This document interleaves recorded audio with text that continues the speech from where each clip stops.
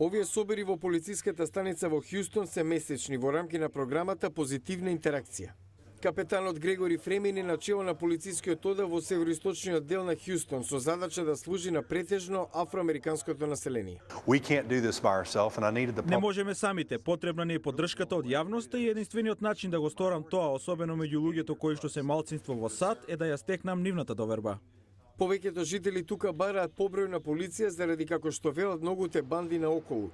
Марлин Филипс е староседелец. Вели локалната полиција има слух и брзо одговара на повиците. Од највисоката позиција во полициската станица до најниската, сите заслужуваат 5+.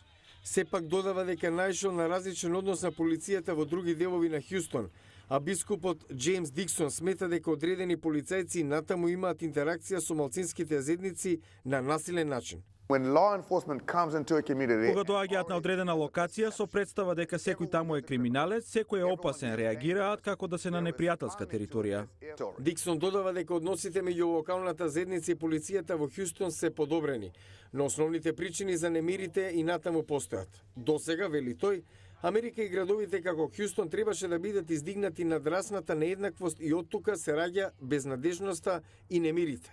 Шефот на хјустонската полиција Чарлс Меклеланд мисли дека социјалните услови го поттикнуваат криминалот. Се работи и за бројот на притворени, економијата и безработицата, сите овие аспекти кои што се диспропорционално влијаат на младите мажи од малцинските групи или мажите од различна расна припадност.